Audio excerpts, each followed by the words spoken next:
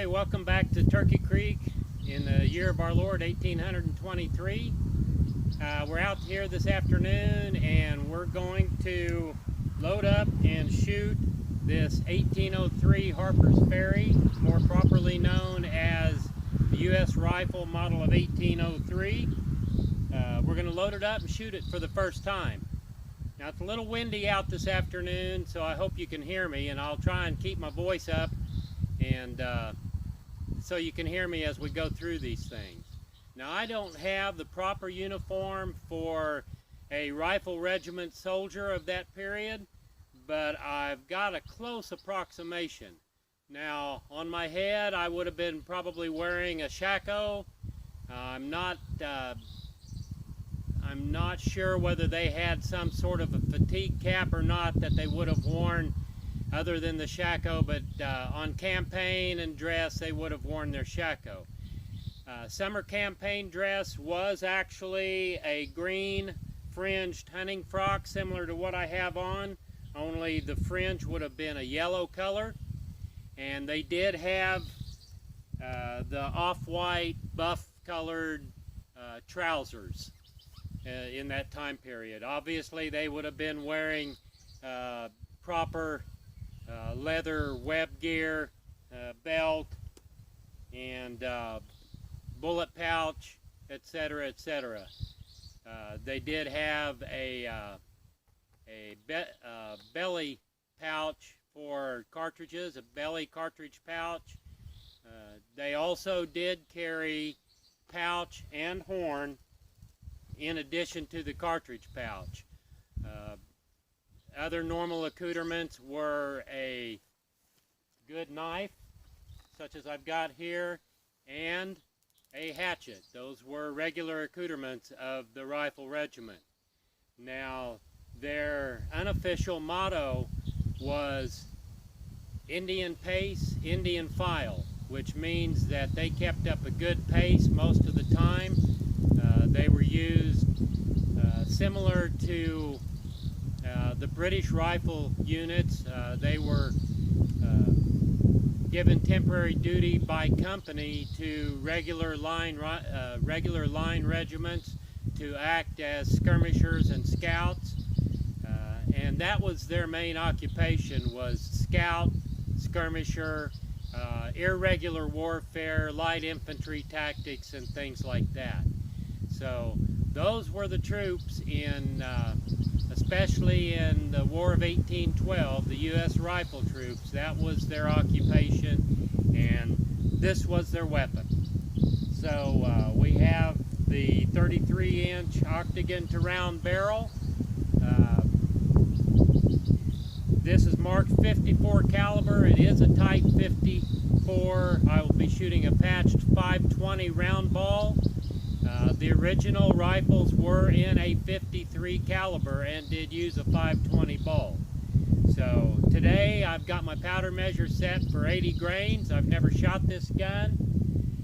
I have target set up at 50 paces from here, and I assume that this rifle is going to shoot quite low today because the front sight is still high. I haven't filed it down. Don't want to do that, to sight it in until we know where it's shooting, and somebody else might acquire this rifle and want to sight it in at 50 yards or 100 yards, and I will leave that to them. But for today we're just going to basically function test this rifle. Flintlock, 53 caliber, single trigger, and let's load it up and see if it shoots.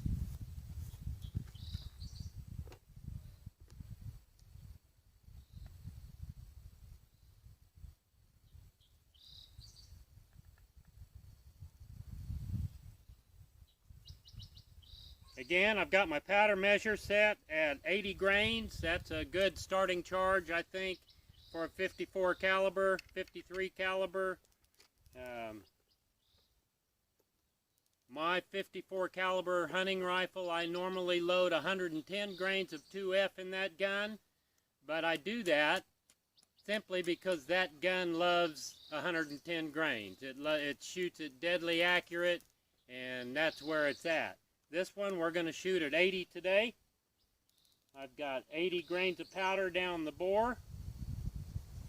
I've got my patch material lubed with beef tallow, and I've got a 520 round ball.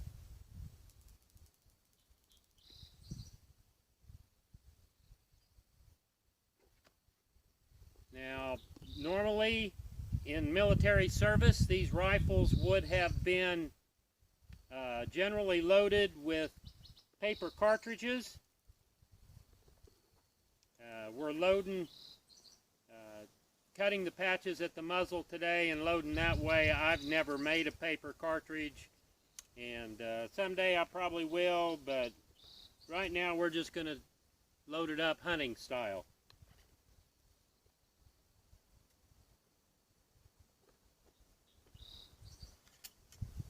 Powder's down the bore.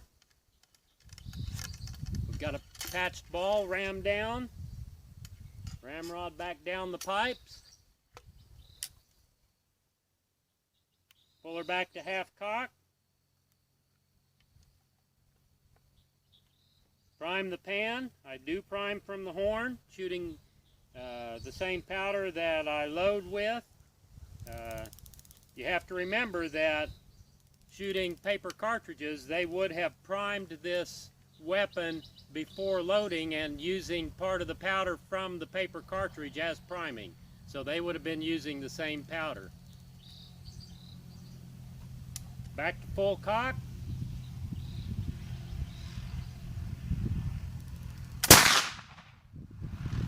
And I feel like I pulled that one off a little bit, but that's the way it goes sometimes. Let's load her up and shoot her again.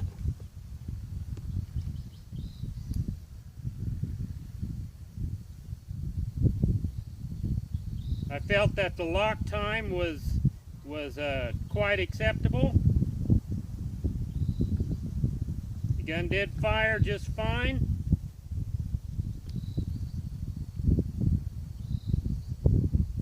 This is a little bit heavy weapon, but it is a military weapon, and walnut stock, pretty heavy. Not as heavy as my hunting rifle, but pretty heavy.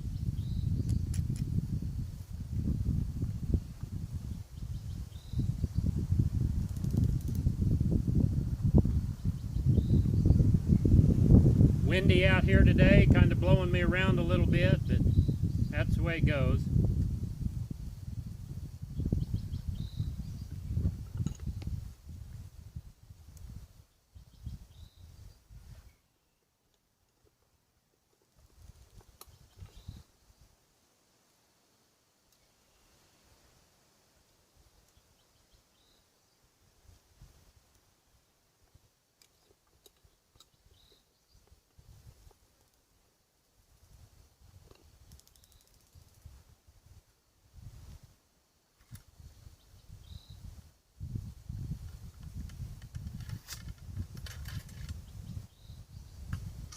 Loads well with that 520 round ball.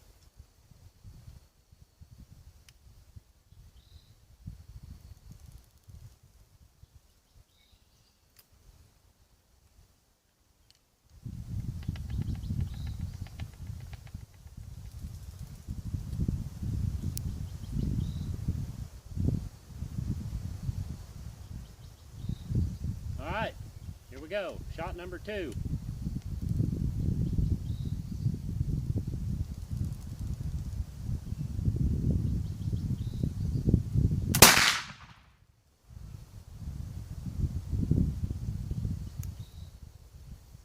Can't quite see it, but we'll load one more up and then we'll go take a look at the target.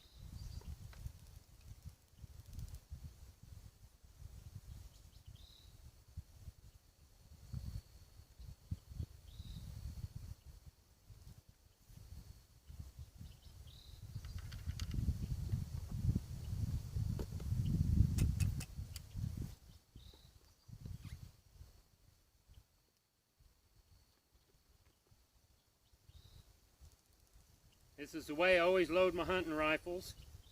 The way I load at home, on the range, in the field. Same way every time.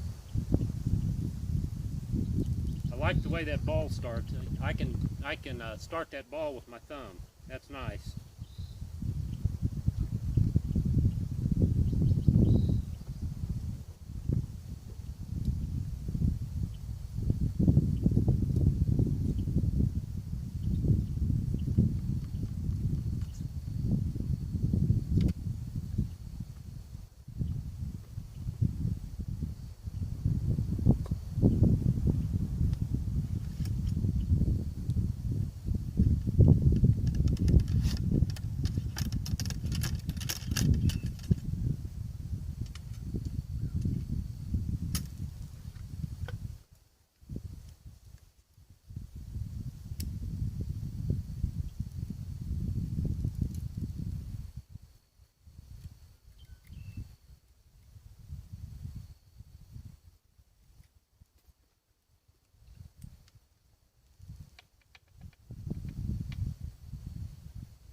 Always put your plug back in your horn spout.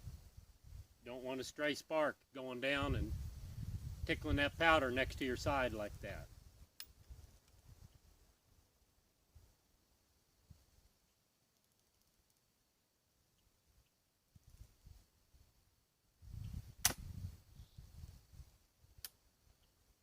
Ah.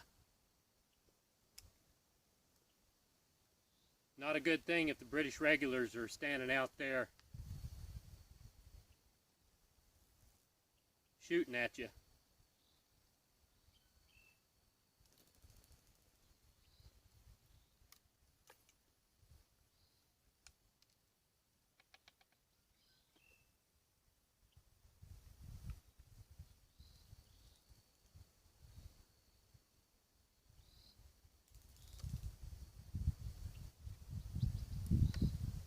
Try her one more time.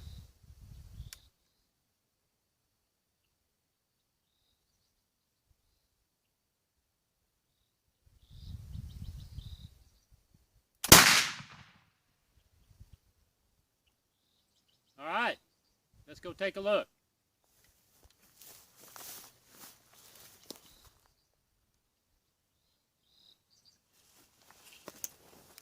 Well, I was kind of all over the place.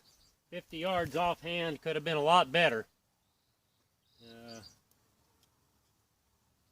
I'm thinking that was my first shot probably, because I felt myself pull that one. I think these two were the last two. Shooting a little low, not as low as I thought it would be shooting, but won't take much work to get that into the bull. Little bit of practice with that rifle and to bring those groups down even from a standing position like we were doing.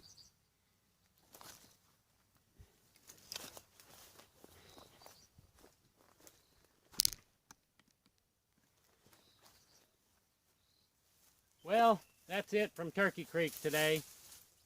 The rifle does shoot. I'm pretty pleased with it. The lock seems to be fast enough. It is a military rifle, and it needs to be played with and shot and just experimented with and enjoyed. And that's the 1803 Harper's Ferry rifle. And thanks for joining me today out here on Turkey Creek. And until next time, keep your flint sharp, your priming dry, and stay free.